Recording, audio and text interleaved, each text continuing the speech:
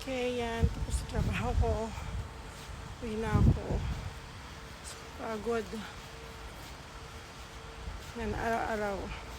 Wait ko na lang sweldo. Yan. Hanggang alas 3 lang kami ngayon. Minsan kasi maaga natatapos trabaho namin. Pero enjoy. At yan dito. Yan pa rin. Chiba pa rin. Chiba pa rin ako. Dito ako nakadestino. Kaya ang hirap. Diba? Pagod. Super init. Kaya grabe.